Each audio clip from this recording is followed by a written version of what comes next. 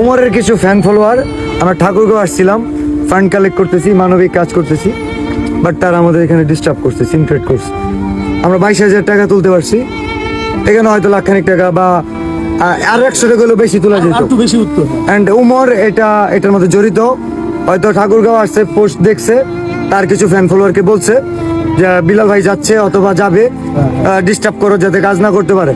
আমি বলতেছি আগামী 24 ঘন্টার মধ্যে উমরের ফ্যান ফলোয়ারদের দৃষ্টি আকর্ষণ করছি, ওরা কি করবে জানি না, বাট উমর যদি এটা নিয়ে কথা না বলে, মাফ যদি না চায় ওর ফ্যান ফলোয়ার, গাজীপুর ছাড়া বাকি 63 জেলায় উমর বয়কট। অ্যান্ড এর পরবর্তীতে উমরের সাথে যদি কিছু হয়, থটস অফ বিলাল দায়ী না, কারণ থটস অফ বিলাল মানবিক কাজ করব, তার ফ্যান ফলোয়ার যদি এইসব কাজে বাধা দেয়, উমরের জন্য বাকি 63টা জেলা আমি বন্ধ করে দিতে পারবো। অবশ্যই। এটা লাস্ট ওয়ার্নিং উমর, এটা তোমার জন্য লাস্ট ওয়ার্নিং। বাকি 63 জেলা তুমি পা রাখতে পারবে না। তোমার ফ্যান ফলোয়ারদের এখনো সময় আছে, তুমি বলবো, আগে তোমার মানুষ হওয়ার দরকার, তোমার আগে মানুষ হওয়ার দরকার, ঠিক আছে?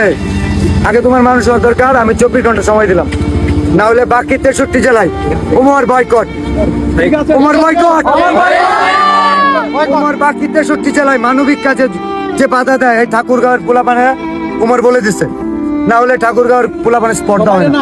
আমাদের সাথে কথা বলতে একজন যদি বলে আমার যদি কোনো ফ্যান ফলোয়ার মানবিক কাজে বাধা দেয়, সেটার দায় আমার নিতে হবে। নিবেন না?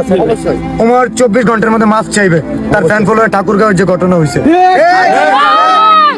না, আর যদি না হয় গাজীপুর তার এলাকায়, এটা ছাড়া বাকি 63 জেলায় উমরকে ওপেন চ্যালেঞ্জ, আমি বয়কট। কারণ উমর প্রবেশ করতে পারবে না বাংলাদেশের কোনো জেলায়।